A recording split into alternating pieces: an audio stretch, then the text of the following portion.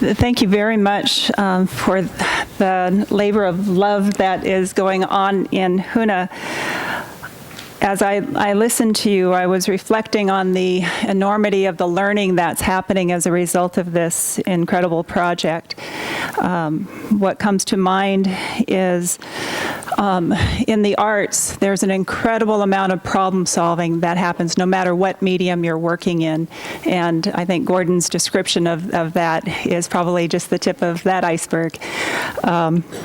Another thought was carrying on from this morning, the language speakers panel, talking about the need to take care of your tools in whatever job you're doing, and that's apparent in this important work. The individuals who assisted with the carving and the guidance with the carving, I don't think we had a chance to really honor you as well. If you would please stand if you're in the room so we could acknowledge you and your labor.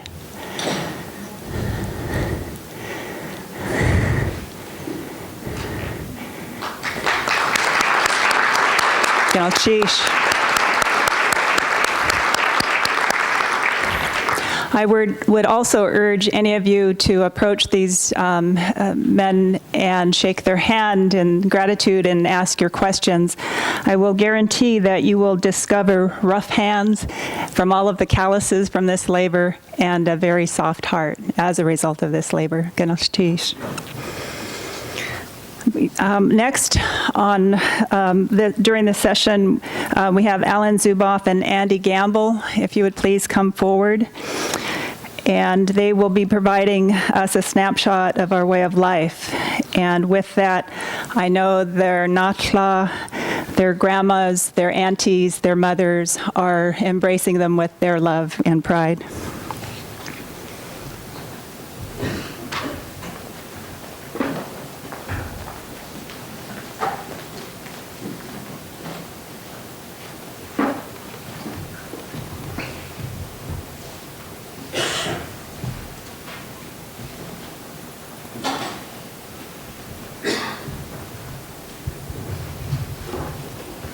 Hi. I want to say good morning, but it's not.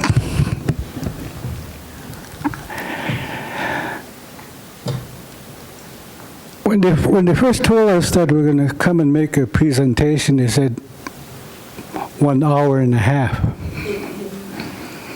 And then we got here. Here's the 1 hour and a half. Here we are now. So we're supposed to talk about a culture that's over 10,000 years old, declared eminent domain most often and eloquently on this land. Always have to remember that you think it's out there, those of you that are. You always have to protect our culture with extreme prejudice. All the time, every day. You always have to be proud. You always have to walk on this earth, on this land, as though you own it. All the time. That's who you are. Nobody else. Nobody else had to tell you when you woke up this morning, you had to put your pants on, put your socks on, and your shoes. I like this guy here when he said, when he was making mistakes, they didn't confront him about it. That's how the Tlingit world operates. White man is different. Tlingits always say that you are going to make a mistake. So why talk about it? Why bring light to it? So our elders in Angoon, I'm from Angoon, there's some of you here are from Angoon, they stick strongly to that today. They see you come up and say, no. That's totally wrong. That's against Tlingit culture. They know you're going to make a mistake. They know you're a baby. You might get spanked, but That's all. No more. Go on to the next thing. Let this human be a human. Nothing else. We're supposed to talk about this culture in the context of parties, carbon, Tlingit language. I'm always given the fact that when our elders and all our ancestors brought us this culture, that they took great pains. Mind you, they didn't have TV, malls, bars to run to. They took great pains in creating our artwork. There will be times when the artists will recognize our art in another land. Over in, I think sometimes mostly over in Egypt. So you have to always recognize that the fact that we've been here 10,000 years. We are going to be here another 10,000 years. I won't be here.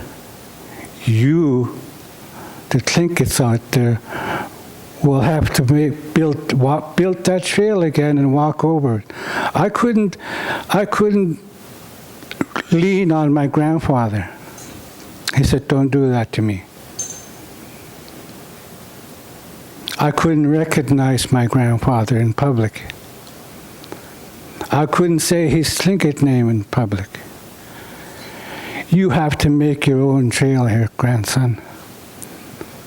This is a tough world. Daniel, this isn't Daniel Johnson Jr. Daniel and I teach Tlingit and culture in Yangon. Mind you, it's free. And we teach it all year round. You want to learn Tlingit language? Our classes run from 7 till whenever we're done. That could be 2 o'clock in the morning. That could be 3 o'clock in the morning. So if you came to Yangon, if you were just visiting, our classes run from 7, and it's free at ACA. And if you wanted to come learn about the culture and the Tlingit language, that's where you'd be. We always start off by asking, and if you have any questions. Does somebody have a question?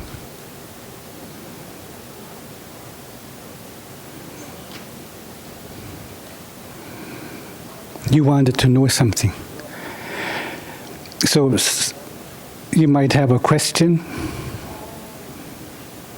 None? Going once?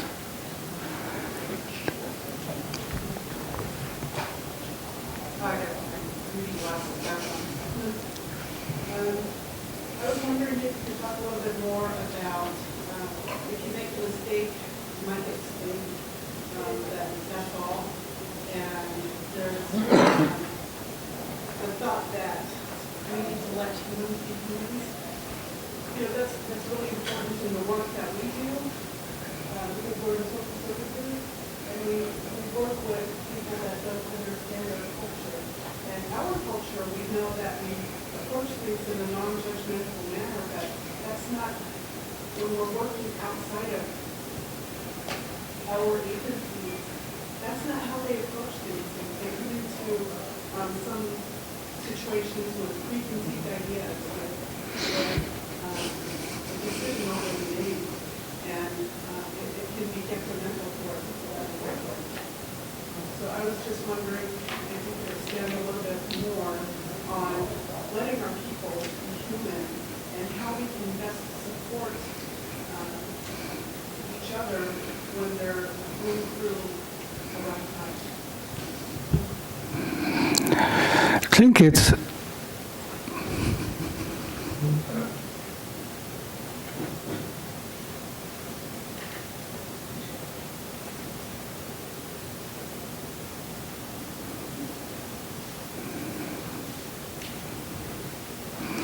Cook. Maybe I have to first see if you asked her a question first. Oh, no. Well, Tlinkits always have always understood, like I said before, that, well, the old folks, the ancestors that always say that every question that we ask in the Tlingit culture has been answered 10,000 years ago. It's been asked before and answered before. So we always tell even the new speaking world of the Tlingit culture, which are turning English into Tlingit, not Tlingit into English. We're not having fluent Tlingit speaking people anymore. They're speaking with verbs, nouns, got a period. I've learned that when I went longshoring and I thought in Tlingit all day, pure, 100% Tlingit, all day long. That was hard. Took 3 days to do. And I thought in Tlingit all day because the way our Tlingit language is structured, everything is compressed. It made for an easy day. It was so easy. I said, we're done working? Yeah. Going back to the fact that our people are always really not judgmental. You're always looking to the fact that the next generation, who do you want them to be like? You have to remember, our people were marrying opposite tribes, raven, eagle. We were breeding ourselves. We were breeding ourselves to be stronger, faster, more intelligent than the last generation. You always have to do that. That's why our people were doing this. And the ranking system had to be there. There was an established ranking system. Starting from the blue bloods down to the Kuch.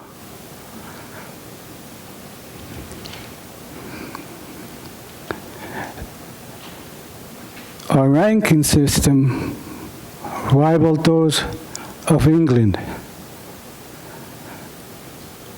Equivalent.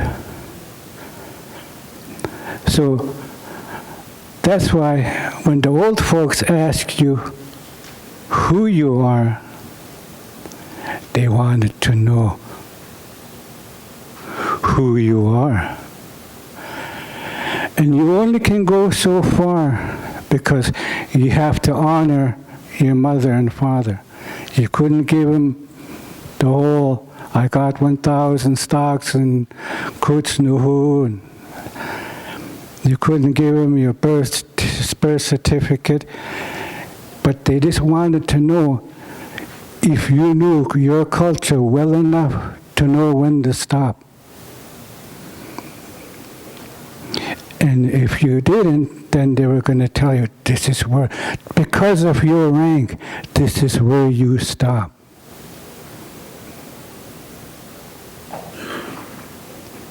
Remember, all the Tlinkits in here, you are ranked. Sir, you have a rank. That's why the tribal houses had 3 tiers, some of them 4. Where did you sleep? On the first, the second or the third, or in the back, away from the door. It's how you ranked. You slept closer to the door, that was the ranking system. You were down the bottom tier, that's where you were ranked.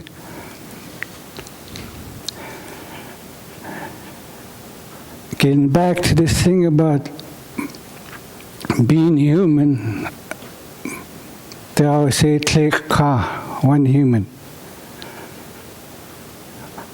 Dech, always one human, two human, three human. They didn't say a man, it's always a person. They always say one person. They didn't say him by his name, it was always a person. You're always going to need each other. In times when you're hard, you never say a bad thing to the other tribe, the other house, because you're going to need them.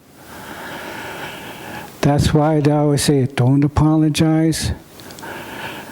The old folks always say, when you wake up in the morning, be careful of what you're going to say, because one word will come back to bite you at a fall time party when you need them 10, 20 years from now. Somebody's going to say, that one over there, this party, I'm going to do something, but they did me wrong way back then. You always notice that Tlinkits are like elephants. They never forget. And then they're not going to remind you to your face, but they're going to tell a story over here and say, that's why the Tlinkits are always telling the stories, is to protect what they feel, what's going on in our community, what's going on in their life, what's going on in their house group. So, in the trade cause world, you want to fight, you want to go to court, you want to go to get a lawsuit. In Yangon, we don't do that. We keep everything in the house, everything inside the house group only. Although the feud may last 10, 20 years, but you got to remind these ladies. The ladies, you've got a lot of power in the Tlingit culture.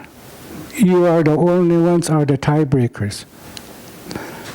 You are the only ones that could say, this crap stops now. You are the only ones that can bust up a clan head to end the feud. We had women's lib long time before women's lib was ever thought of. A few years ago, there was an argument in a party in Yangon. The lady got up, just one. She had to be of rank. She knew who she was. She had grandparents on both sides of her, chiefs on both sides. She went up and told them to stop, or I'm going to take the hat and bust it up. How long do you think those two guys argued?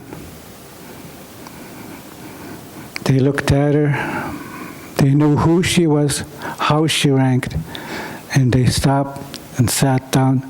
They shook hands, called each other's brother, and they thanked their sister for reminding them who they were in this world, that they were human, that they need each other. What does God always ever say? What does God always say?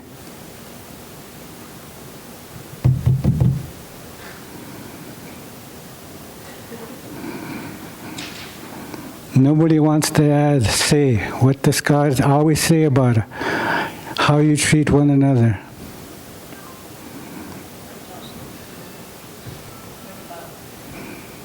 All the time, every day, with love.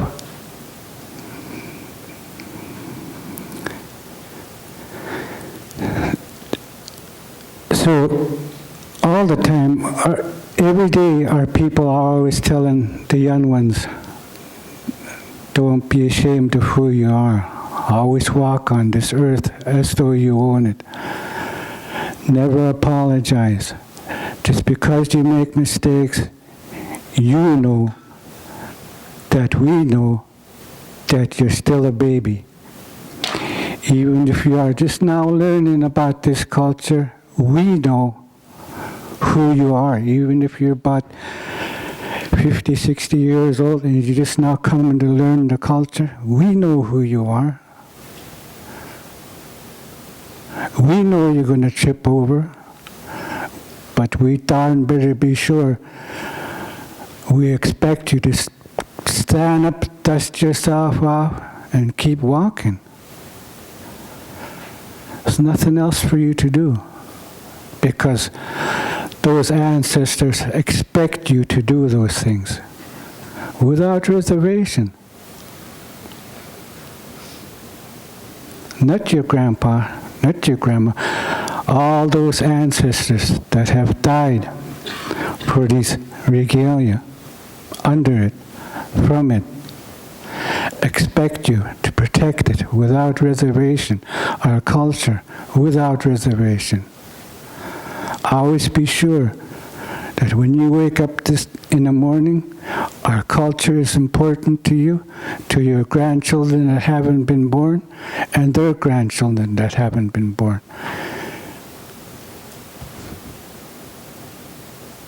Cook. I just have a quick question. Whenever I speak to an audience and cultural leaders, there's a credence of respect.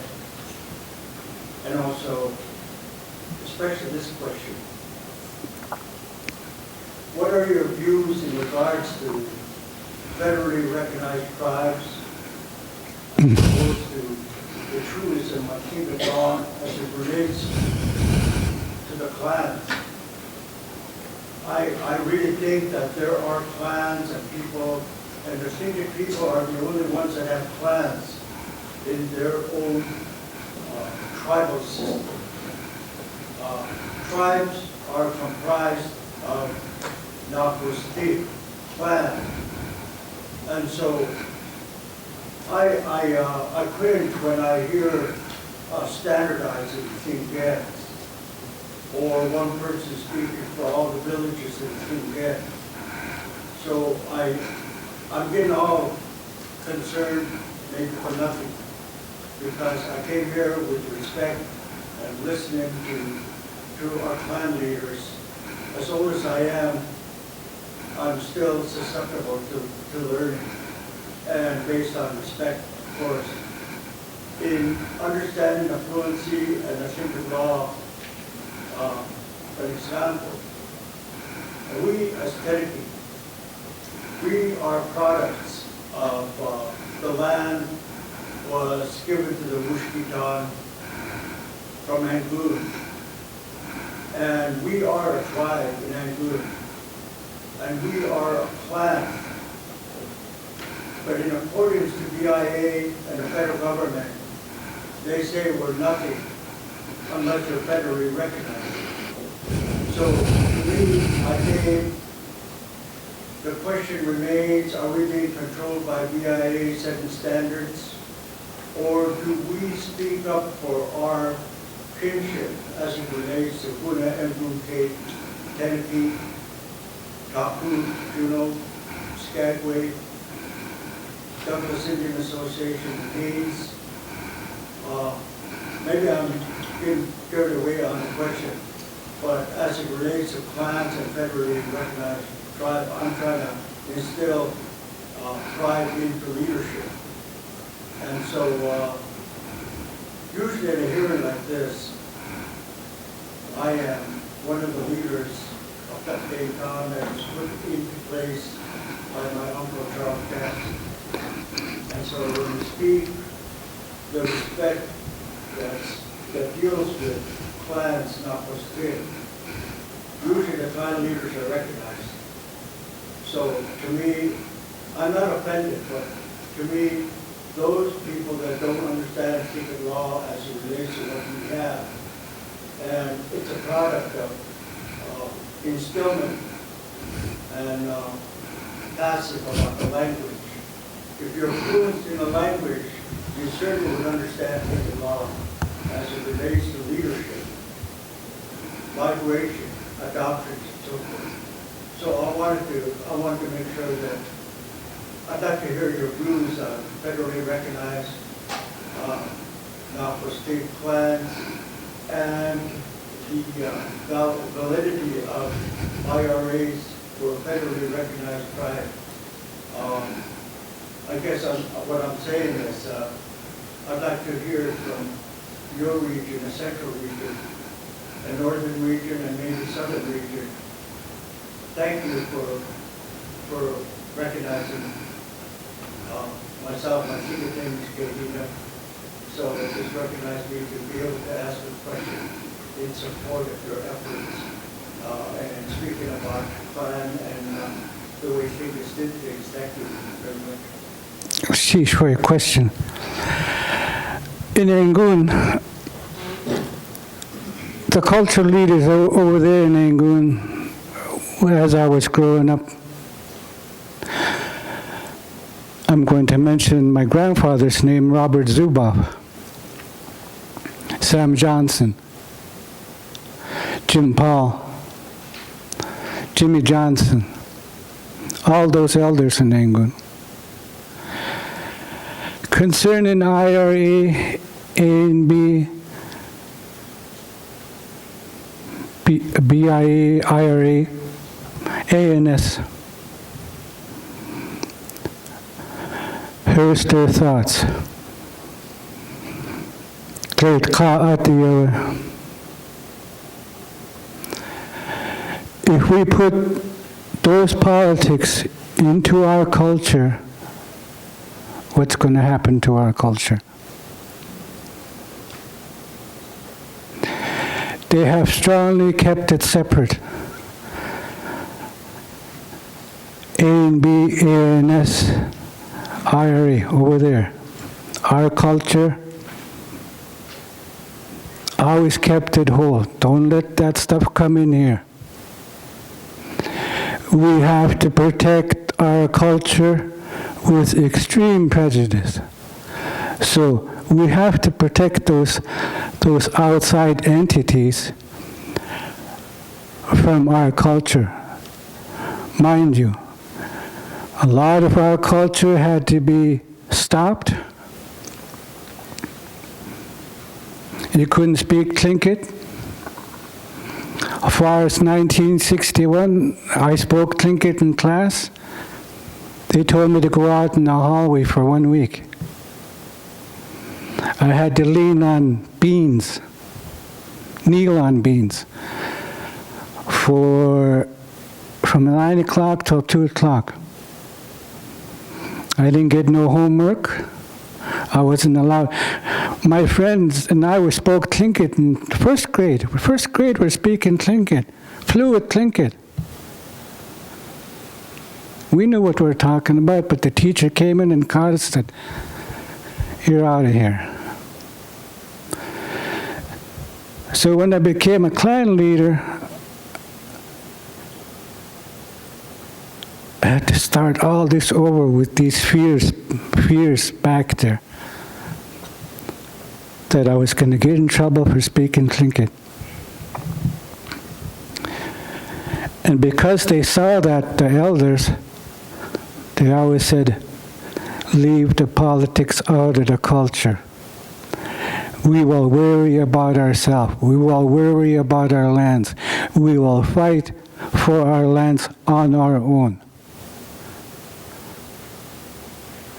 If we need help, then somebody from this tribe, or the clan house has to go speak. They pick one person, walk over to the IRA, we need help. But they never met in one room. Couldn't do it. They didn't want to do it. That's how hard they were protecting our culture. You've always heard that Angoon is the last stronghold. That is the reason why. We protected our old laws. There was no if, ands, or maybes. It's either yes or no. Of course, the Tlingit language has the word bwasye, maybe. But in Angoon, they said, do not use this word anymore. Because of the politics of the white man, we kept it away. Said, no. No maybe. None whatsoever. Do you want to say? Do you want to say anything?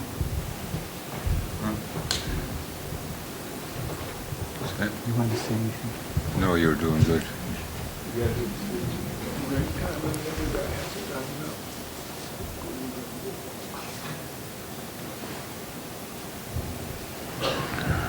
My brother-in-law called me up, and Dan is usually here with him. I was planning on being out there in the audience with you, listening to what Alan and Dan were going to talk about. I always enjoy listening to the way their reasonings come out. I respect their knowledge of who we are. One of the things that I do know is some of us were not lucky enough to learn to speak our language. And I do know that our grandfathers would have not humiliated any of their children or their clan brothers and sisters in public. They would have helped them. That was what made the Tlingit people strong. And in every aspect of our way of life, one of the things about the Tlingit culture is it's a very complicated way of life, and at the same time it's a very simple way of life. And I'm just real happy to be a part of it.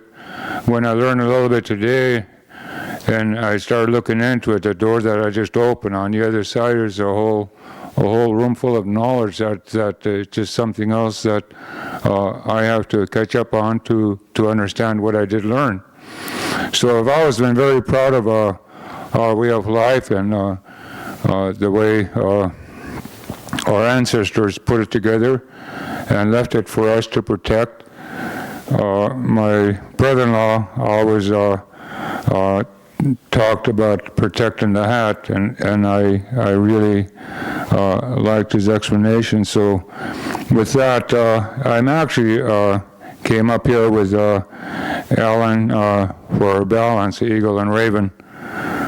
So I'm hoping that Alan would be able to explain to me again about protecting the hat. So with that, I'll turn the mic back to my brother-in-law, Alan.